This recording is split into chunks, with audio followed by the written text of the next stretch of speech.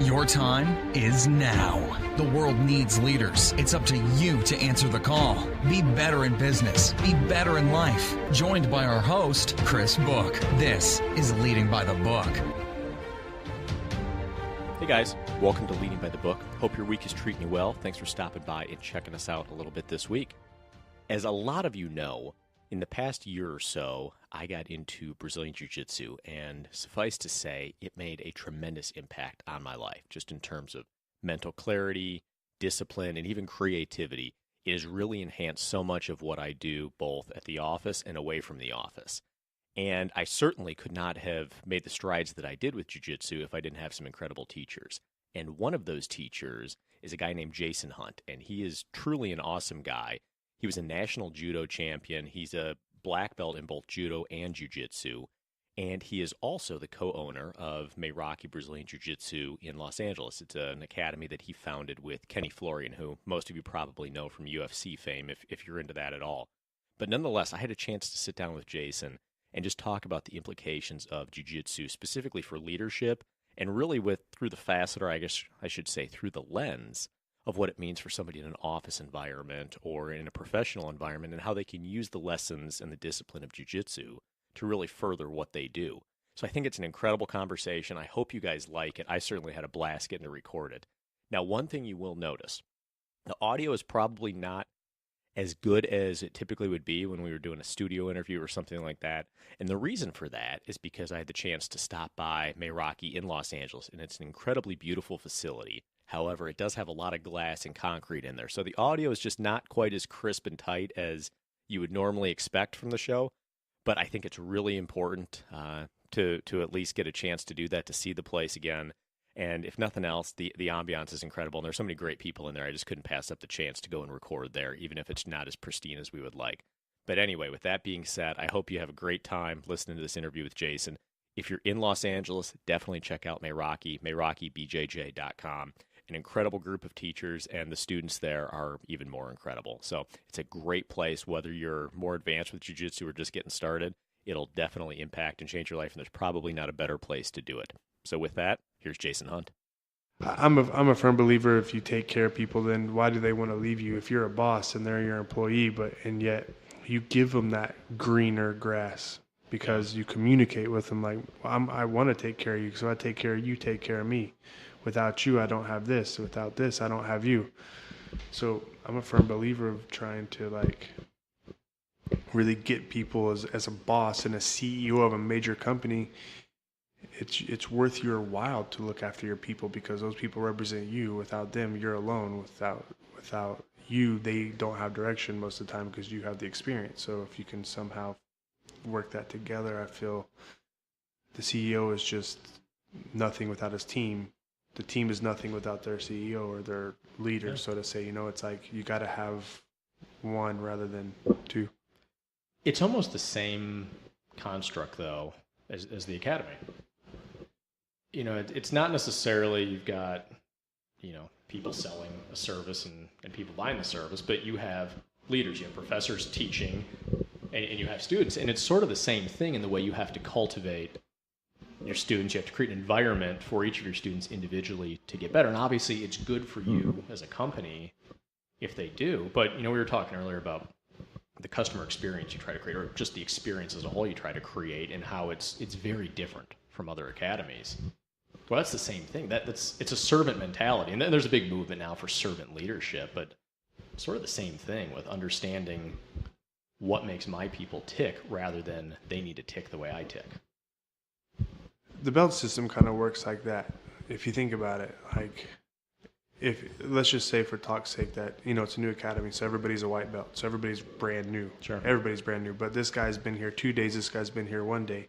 If you teach the guy who's been here for 2 days to help teach the guy who's been here 1 day, the experience on the third day is greater than if you just are rude and you don't want to help them on the third day. It's not as great as it was the day before, if that makes sense at all. Absolutely. So the whole idea of building that culture is, okay, you're a white belt, he's a white belt, but you have 3 days experience to his one. You just have a little bit more experience. So if you can give him those 3 days experience in his first day, he's going to feel more comfortable. Now you've built another team member that guy's going to want to help you on day 4. So maybe he has a little bit different mentality or whatever. Maybe he has something to offer you more, and he says something that clicks in your head about the lesson or whatnot. Well, now you have 2 people that are going to help another person, and it just is the cards or the decks falling, or the domino effect. It's compound interest. Yeah, it's like now exactly everybody's wanting to learn more together, truly being together without. You're both white belts. Just because he has a little bit more experience, your color of your belt is still white, you know. So it's good, and it needs to be like that, and that comes from the top of the highest ranking person in the gym. Obviously, is the black belt. So it's like their job is to give this information to teach the white belt to have respect like the black belt. You know. So if you look at the Japanese and the culture of judo and everything, you know, it was in Japan. It's only white and black because it's not that big a difference. Really? Yeah, because it's. It's the respect level. It's like build your students to only want to help the other students. So it's just not just about the professor, because that's just one man giving you knowledge because he's been doing it longer. But it doesn't mean he is the ultimate leader of everything, because you're not a leader unless you have followers. If you don't have, you know, so you have to teach those people to be leaders, so that the white belt leads the white belt from day 1, and then everybody just keeps leading each other until everybody grows and grows and grows, and then they get to keep leading these other people. So at the end of the day, everybody's a leader. The only person who's not a leader is the very first time you come in, because you don't know what to lead. Yep. But the second day, if you had that culture and you understand what the gym is about, then you're a leader to the next person that comes in. And that's kind of the mentality. Well, you know, the funny thing is, maybe the one small counter to that is you say you can't be a leader on the first date, but you could probably be a leader just in other ways. Yeah, of course. You know, I mean, you can obviously lead with your attitude, with your mannerisms, with your attention. You know, when you see someone that comes in fresh off the street, but they want to learn and they're dialed in, that's good for everybody with the mood it says. But I think, so a lot of people probably listening to this probably have never been to an academy, so they don't know how it works. But at least the way it works here is, you know, Monday through Friday, you essentially teach the same lesson every day.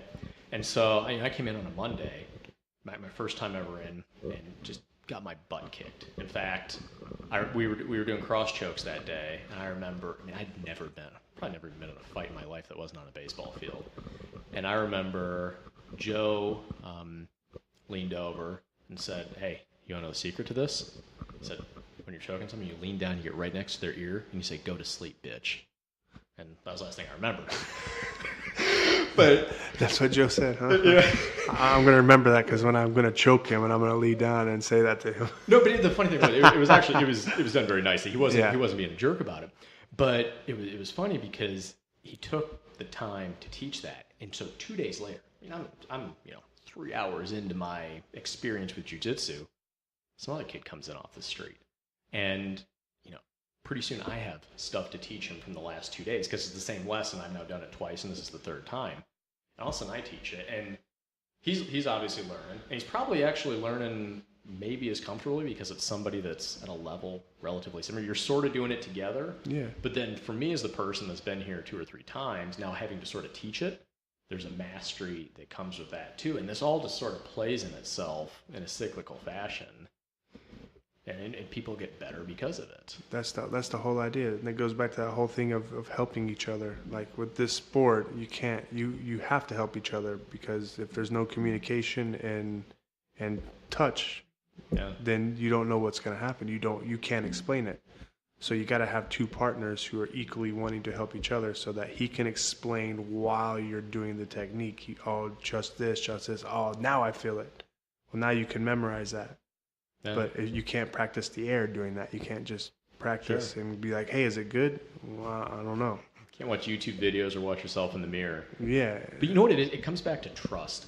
And I've talked about this a lot with clients and on the show. And the biggest element for a team to be successful in corporate America has got to be trust. And trust is really hard to establish, because sure, everybody's there. Hopefully the company does well, because maybe if the company does well, we do well. But we got mortgages to pay. I want to get the promotion. There's another guy on the team probably vying for the same promotion. Trust is really hard to establish, but when you do within a team, it's magic. And when you're training jiu-jitsu, you know, there's a trust there. You know, when you're working through something, especially when people are getting choked out potentially, there's a trust. And you know, I forget where I saw it, but you know, it's a respect for your training partner's body, so to speak. And that element of trust really plays into how people develop and the camaraderie they build, but also how rapidly they learn. So if you translate that to a corporate environment, and I figure out a way within my team so that, you know, yeah, maybe people are individually motivated, but they feel responsibility to each other. And that's one of the things the military does very, very well, because obviously the stakes are so high. But when you create that interdependency or that responsibility amongst everybody, that's magic. Yeah, you know? I agree. I agree. That is, you have to look at, especially a guy you've never met in your life. You don't know his background. You don't even know his name yet, right? You barely just, hey, how are you? I'm so and so. Okay, I'm gonna choke you now. Okay, great. Okay, so it goes back to the facility. Who's running the facility? What have they already instilled into the vibe of the person the minute they walk into the academy? How you shake their hand, how you greet them when they sit in the office. You kind of lay it out like, this is what we're looking for. This is the kind of mentality. Whenever you talk to that person and you trust them, they know that everybody's there for the greater good of each other. So it's easy to trust somebody whenever you have somebody who's just wanting to show them and you don't know. And the minute you get it, both people are usually really excited. The person who initiated the choke and the person who received it is just as happy because you got it. Yeah. You did it. And then you're like, I did it. You're working it together. Do it again. Okay, my turn. Do it again. We got you. Oh, that was the best feeling ever. Oh, man, let's do it again. You know, next person. And then it builds that teamwork. And again, you can rely on that person. You can look back and say, hey, man, did I do it? Was it good? Was it, maybe next time be a little this, little that. And, you know, I'm sure in the corporate world that goes a long way whenever you have a major project coming up and you're just not 100% sure if your presentation or whatever is the correct. If you can trust somebody that they're only there to better you no matter what, whether it benefits them or not, is because no matter what, it's going to benefit them. If you do the great job, they were a part of it. So now they're just as responsible as you are because they gave their opinion and you're like, oh, okay, I trust your opinion if that was the final say. Yeah.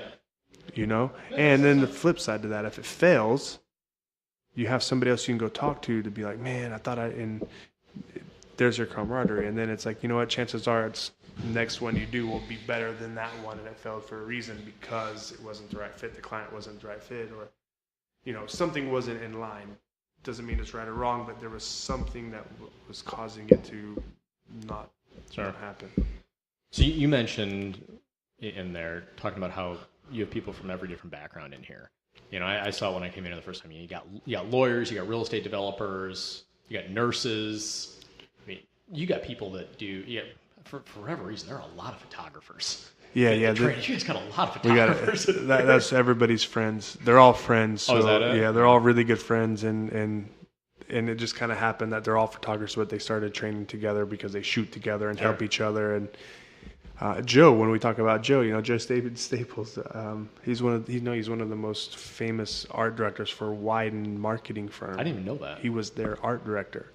It's a legendary agency. Yeah, it's great, and that's why Joe is probably one of the most creative, funny, relaxed guy in the world, and it's really nice that he trained here because I didn't really know much about it, and the stuff that he comes up with, just like that, you're like, I got to keep up with you, and I got to try to write you down because you give so much information on a whim that you're like, I think just train jiu-jitsu for fun, you know, and this is his time to kind of unwind, but yet he's always still thinking about marketing when he's training. Like, sure, I'm gonna choke you out, bitch. You know, like it's only Joe would say that. Well, see, nobody knows. He's got is it a British and Australian accent? Yeah, he's British. Yeah, British accent, and so it's the most gentlemanly way somebody can ever say, "I'm gonna choke you out, bitch," or "Go to sleep, bitch," is what it was. Yeah, he is funny. And then you know we have photographers. We have lawyers to students to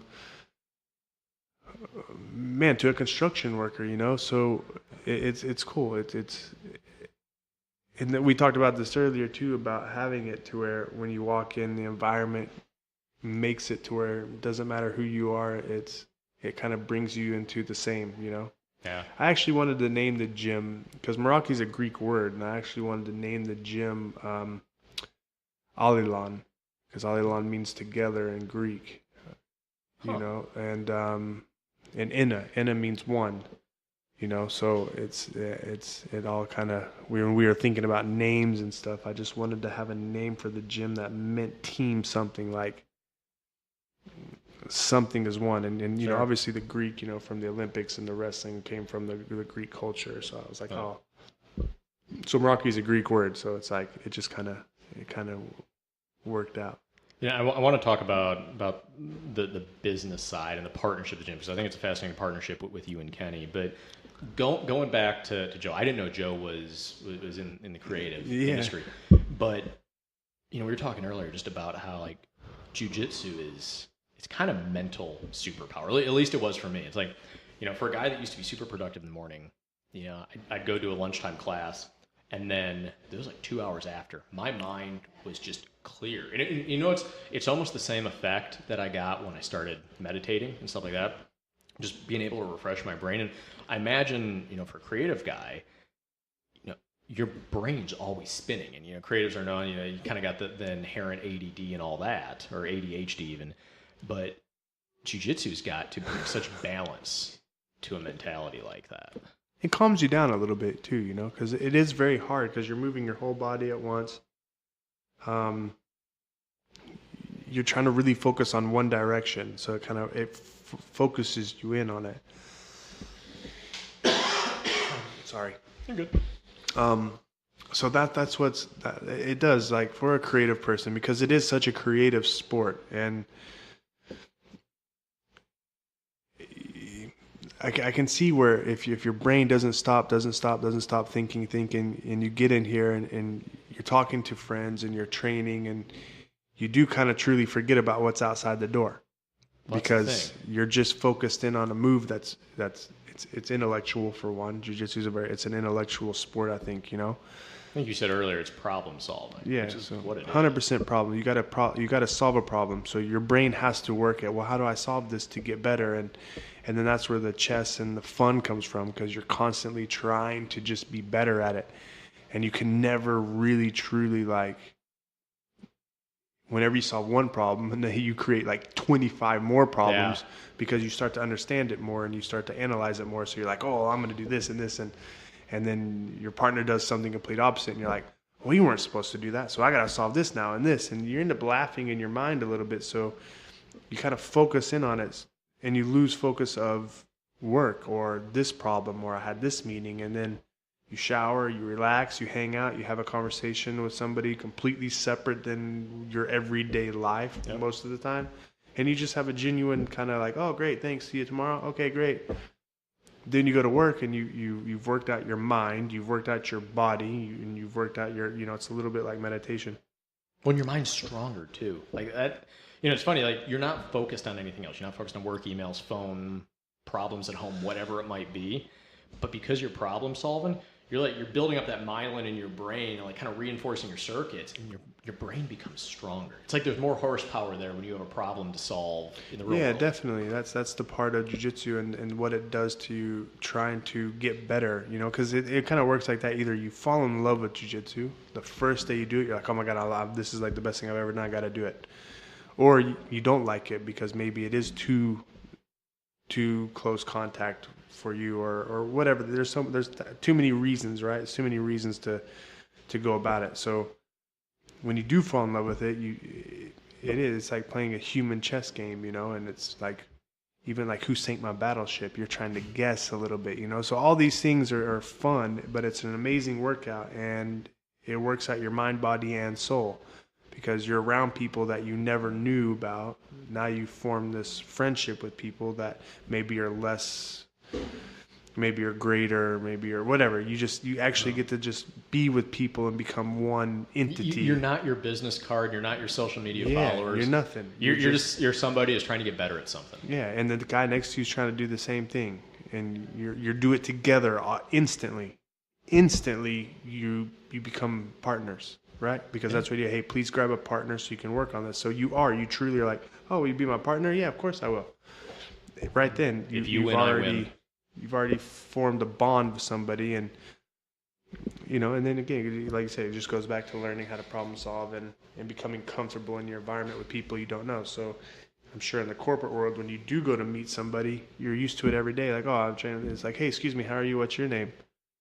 So even if you're shy inside here, you kind of get out of your shell because you're forced to open yourself up to talk to people and to interact with people in a way. And I've seen it, through my career of it. When it's a cliche that people say jiu-jitsu saved my life.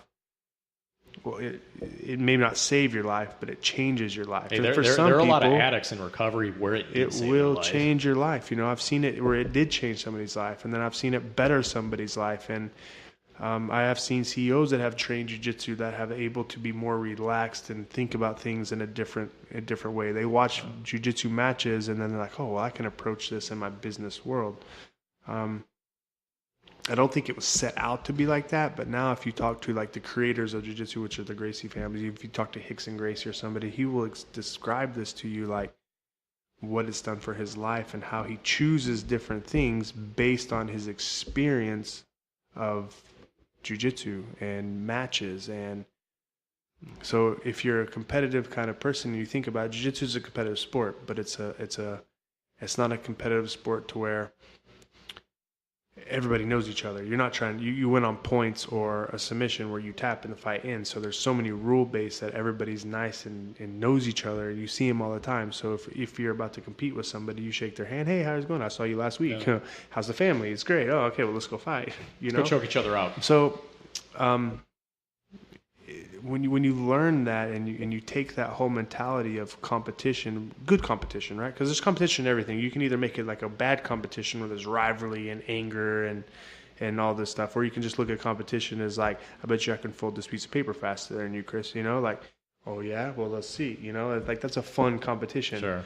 So you can take that back to your corporate world to be like, right there, you just solved a problem. And you thought, okay, well if I think about this creatively and competitively, maybe I can get this done quicker in a more efficient manner, because if I do this, chances are he's going to do this. Okay, he's doing it right. So if I offer this, then maybe he'll take that, and it benefits him and me 50-50 now. This is a great business deal, and everybody's going to benefit from it, rather than, oh, I'm just going to try to do this, and if he takes it, then great. You kind of lose that mentality. You start to look at it like a partnership. Even if we're not partners, I'm trying to get you to do a deal. We're not partners. I'm trying to sell you something. But if we look at it in the same aspect of jiu-jitsu of, man, I need you to do this to help me, and I'm here to help you. Can we, you're wanting something, I'm wanting to give you something, or vice versa. Yep. It helps you problem solve quickly and efficiently because you do it every single day you go to train. So you don't even know what's happening. No. And I noticed this, and I don't know if I ever talked about this on the show, and you know a little bit, but years ago I had a really bad accident when I was racing Ironman, and some brain trauma. And for years I really struggled with just being a little slow. Like my brain was slower. I just I felt like I had a 10-second delay basically. It was like the intelligence was still there, but it took a little while. And as a result, I kind of went into a little bit of a shell, and things like I didn't talk on the phone. I would only talk by email because I didn't feel fast enough to talk on the phone. And it was funny because when I found that I started training jiu-jitsu, that went away in a sense. Like it helped me problem solve on the fly, and that it sped up my brain. And so when I was dealing with people, I was quicker, I was more locked in, I was able to handle that at a much greater pace. And it's funny because the confidence that comes with jiu-jitsu. So I was saying earlier that jiu-jitsu gave me incredible confidence when I was in business meetings, stuff like that. But it wasn't like confidence like, yeah, I can take you right now. It was confidence that whatever your personality type, whatever idea you have, whatever proposal you put in front of me, I can handle it. Like I'll be able to put the pieces together and find a way for this to be impactful or to be meaningful. And that's why I just wish that so many people in corporate America would learn this. But the other thing I wish more people would just do it because they suck at it. Like, we were talking about like young kids who have never failed. Hey, you gotta do things every now and then where you just suck, and so you're starting from scratch. The power in learning something keeps your brain fresh. Like if you hooked up neurons to your brain, I would love to see what goes on when someone's learning something new versus doing something they're very good at over and over. It can't be the same level of excitement, and it can't be the same level of engagement. I agree with that. It's kind of funny because I'm supposed to be pretty good at jiu-jitsu. I'm supposed to be. I'd say you're pretty good. But that's the thing. I have friends of mine that just are so much better than me, and that's it. It's like I like that because no matter what, I can ask for help, and I can, hey man, how do you do this? Even if I know how to do it, their brain clicks, and that's the difference from everybody. There's always going to be special people, and that's what's great about it is people are just special, and they're good at what they do just because they're just that's them. They're special. You never want to be the smartest guy in the room because that's a lonely spot. You never want to be the best person in the room because you're lonely. But if you're in there and you're always searching for help, that's where that confidence comes from, because you're constantly building and building. And then, yeah, you do have confidence to sit in front of somebody and just be like, well, every day is what I do, and I train, and you feel good because you're physically, your body's firing off neutrons or whatever, right? That keeps you confident because you're training every day, you're moving your body every day, you're communicating every day. You build a camaraderie with a group of people that you can talk to that are not part of your business, that you can get true feedback, right? Because they're not benefiting from you, and you're not benefiting from them. But when you do suck at something, it's fun to learn it because you're like, oh my God, I have no idea what I'm doing. So there's the good competitive side of, I want to get better at this because I'm no good at it, And a lot of times if you're no, and I'm to blame as well. If I'm no good at something, I tend to be like, oh, I don't like that. Well, that's not any good, but it is great. If you take that leap of faith into it and you do learn it, well, you just accomplished a goal, right? In the corporate world, you always have to set goals every day. So jiu-jitsu is a goal setting every morning. If you go to jiu-jitsu before you job, you set a goal, right? You accomplish that goal. You learn something. Now you're going to your office like, man, I just learned something today. This is great. I'm in a great mood. I'm going to have fun. I've already worked out, and I'm going to go sit at my desk. I'm going to talk to a lot of people. I'm going to inspire them because I just learned something today. So hopefully you're inspired by your learning, right? So I feel like that jiu-jitsu will give you that, that inspiration every day because you learn something new. You learn something new every time you train with a different partner. Sure. Like you're constantly evolving, and that's where it becomes fun, I think, and that's where the addiction comes from, right? Absolutely. So that's where I get addicted. Every time I learn, every time I train, I do something, I'm addicted to it. Where I was like, oh, I got to do that again. I got to do it again. Chances are I'm not going to do it again because it worked that one time. Problem solving, the person solved the problem, so now I got to find another way to go about doing it. And so that's where the competition and the fun and I got to do this. And if you get it, great. If you don't, you got to try tomorrow. And if you don't do it tomorrow, you got to try the next day. Then you got to try the next day. And so it's just an evolving process. And eventually and here's the funny thing is that one thing you're working on, because too many variations and movement and stuff happens, you forgot about that and you try to do something else. So that's what's kind of funny is you just keep going and going and going and going. The failure is such a big part of it too. And I've talked a lot about why failure is so great and such a blessing for a lot of folks. And the context I talked about was totally different. It was that you can go learn something from failure, and there's certainly an element of that here too. But one of the things that I see that really plagues executives is just a fear of failure. So they don't want to make decisions. They're like, oh well, what if this goes south or that goes south, and so we're just not going to do anything. Like when you're training jiu-jitsu and you're talking, you're a black belt, you got plenty of friends that can wrap you up pretty good. You're going to fail. And there's a fear of failure that goes away. When you're a white belt and you're getting choked out 37 times in a class or whatever by somebody, and it's going to happen. Yeah. It's absolutely going to happen. But when you realize what it's like to fail and that failure is not really fatal, it's so freeing. It is good because if you're going to fail at you're going to fail. We all fail. I failed today. You failed. Well, sure. I probably failed to do this interview properly. Which is, it's the first time ever. To be honest, I don't like this stuff. Kenny's on TV every day. So anytime somebody tries to get an interview, I just go. Kenny Florian, he does this every day. Let him talk. Yeah, mic him up. It's funny. Everybody laughs at me because you put a camera, I run. But there is something funny whenever you get choked a bunch. You just end up laughing like, oh, my God, I just got choked 25 times today. It was amazing. But you're still there. You're still there. You know, and then the next day you're going to get choked again and be like, this is so much fun. I'm getting choked every day, but I'm learning a lot, but I'm getting choked. So I use a quote, and it's one of those cliche things, I think, but Winston Churchill had a famous quote, you know, from failure to failure to success without losing enthusiasm. That's jiu-jitsu, because you fail and you fail again. I read that this morning. I was reading some of the stuff this morning, actually. That's one of my favorite quotes. You know, it's like the best quote because you're going to fail, but if you keep going and you're failing, but you're failing you're failing, but you keep doing it. So you're not really failing, because you're just learning and you're just moving from one failure to the other failure, but all those failures make you successful, because you know you're eventually going to get it to where you're like, oh, okay, oh, well, if I just I'm going to choke you now. Yeah, there's treasure in them. And then you choke them, and then you're like, well, I just succeeded. But then guess what? You're going to get choked like 2 seconds after that, and you're like, oh, I just failed. We got to train later. So now you're ready to get to class for the next training, and that's what hooks people. It's like, because when that class is over, it's over, right? So you go about your everyday life. But you sit there and think about your jiu-jitsu and like, oh, man, I got choked today, but what did I do wrong? And how did I do that? And I can't wait to get there tomorrow, because I'm going to find out if I can. Yeah. And you go. And whatever happens that day, whether you succeed or you fail, you kind of you just kind of learn to accept failure, and you also learn to accept succeeding. So I think again, I'm not in the corporate world, but if you take it to a corporate world and you're sitting in a room of people and you're talking about something and you know something's failing, you're like, oh, well, I know I can find a way to solve that. Just let me think about it.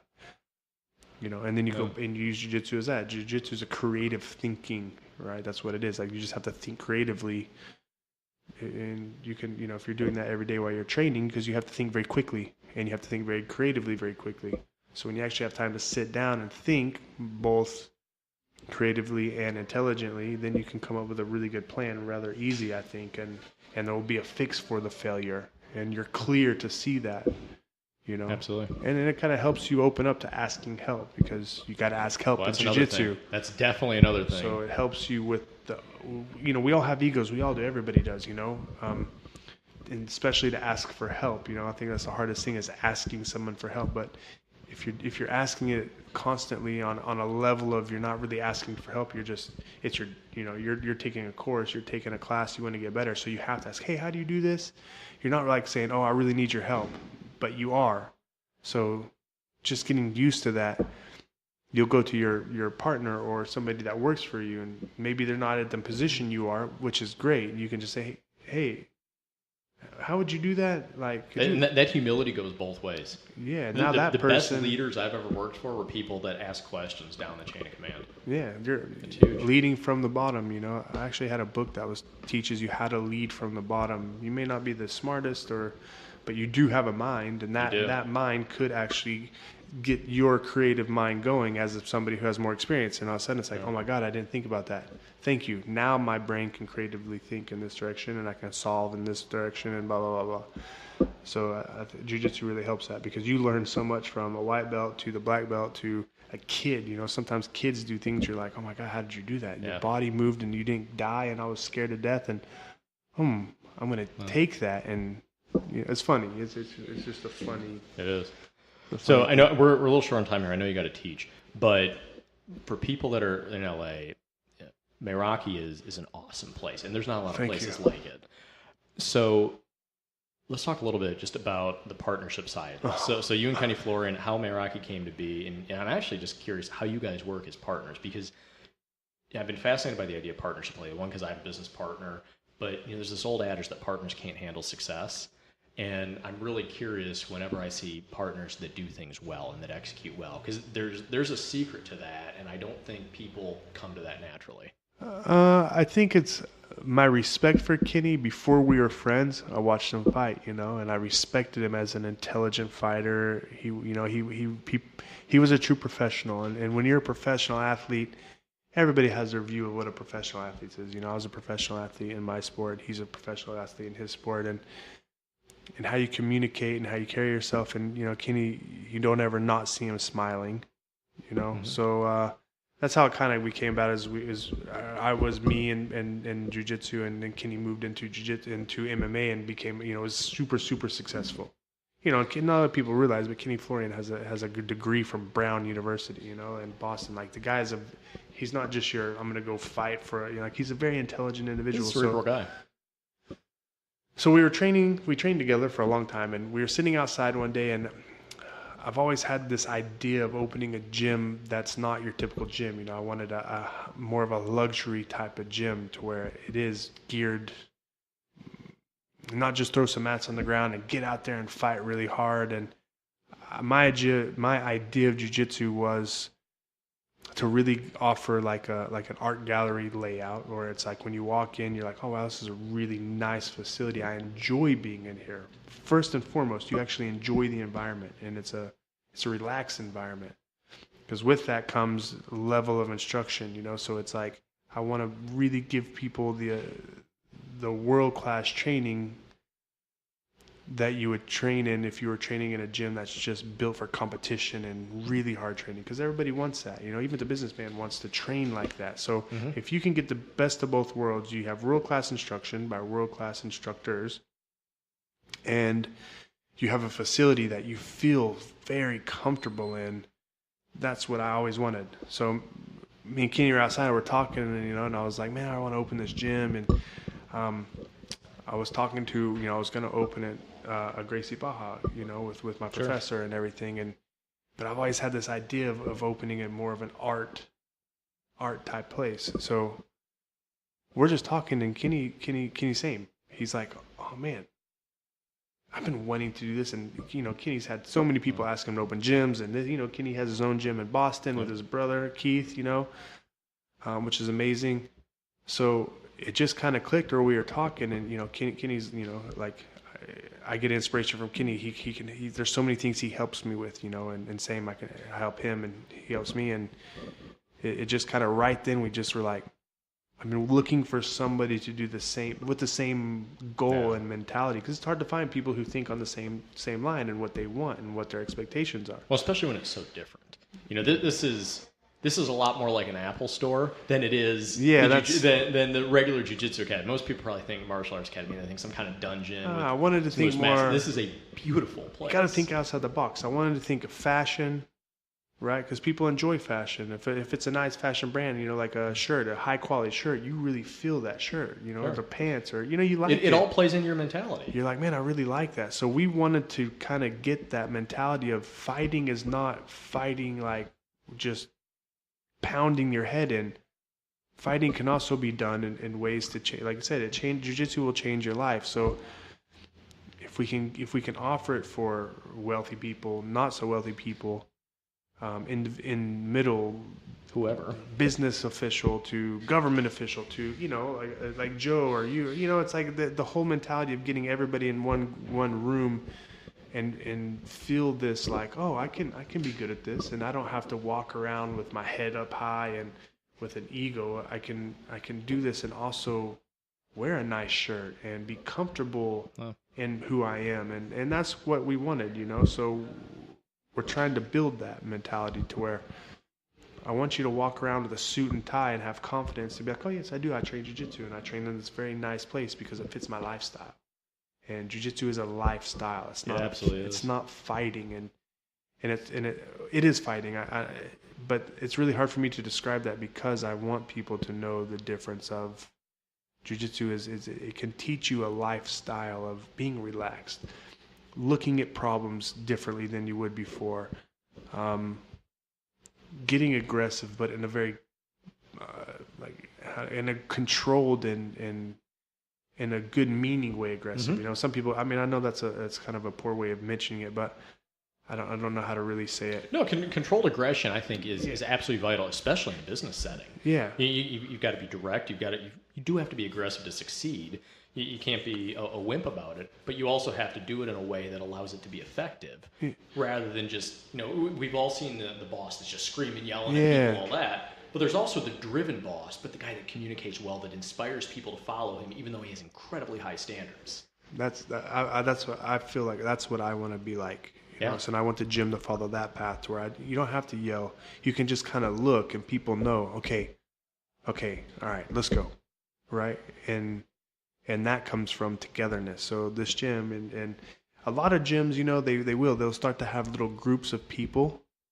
And I don't like that. I want people to. There is no group. There's one group. From what I've seen here, there's not cliques or anything like that. No, we're very. You're part of it when you're here. You're a white belt. You're a black belt. You're part of it. And that's an awesome place. That was our goal. That was our main goal, is to make sure that we don't just have little cliques where everybody feels the same as everybody, and it's working. It's working. You know, it's new for me. This is still a very beginning of my journey, and I fell a lot. So thank God, jiu-jitsu kind of helps me. You know, I failed the other day on things, on building this gym, like my vision to the way it turned out. I failed, but I've learned. I've just kind of taken it and been, okay, well, this is what we're gonna do, and it is working. So I don't know if that makes sense. It's definitely working. But it's definitely working. You know, it's. I want to get better, so I want to learn more. I look for people to help me with the business part of this, and a lot of things before I make decisions. I call about 25 people to be like, hey man, would you do this or would you not do this? Would you do this or how? But there's no finish line with that. No, that's the thing. You're never going to know enough, and you're never going to be good enough at jiu-jitsu. You're never going to be good enough at business, and the people that start to appreciate that journey rather than just look at it as check boxes and destinations are the people that are the happiest. Yeah. And the most successful too, for that matter. Well, I hope I can get into that. I'm successful, and that what we build is successful. So, you know, like there's many forms of success, right? So, depends on how everybody looks at success a little bit different. So We're successful because we're giving people all the memories that we have. We're successful at giving them a place to express themselves, right? Sure. Jiu-jitsu is an expression, so we're giving them a way to come and express themselves and meet new people and belong to something, and they don't have expectations, you know. Like a lot of times if you join a group, there's expectations to that group. Our only expectations are please come and train. Like that's it. Like that's what I need from you, is to commit to training so that you do get better, and you get better your own self. And then that's when it's good, when you actually feel yourself getting better, when you couldn't choke somebody. Now you're choking. You know you got better. I don't need to tell you, because you know in your heart and soul. And you can only do that by coming and coming and coming and coming. So my only expectation is that. Yep. I don't need anything from you. I'm here to teach you whatever I know. And if I don't know it, I know people that know it. And I'm sure those people know somebody that know it. So we'll get you the information eventually. But you just got to show up. Well, speaking of showing up, there are a lot of guys out there that are going to be very angry if we keep talking, because I know you're about maybe 30 seconds from starting class here. So, first of all, thanks for your time. Yeah, no, I'm really glad you awesome. came in. And frankly, I'd love to chat again, because there's probably more of your story here. I know there's more of your story that we didn't get into, so we'll make that happen at some point, I hope. But if anybody's listening, interested, and you're in California, check out Meraki. It's on west side of Los Angeles. Awesome place, and I'll put a link up on the site as well. Yeah, thank you. Thanks a ton. We'll do this again soon. Yeah, thanks, man. Thank you so much.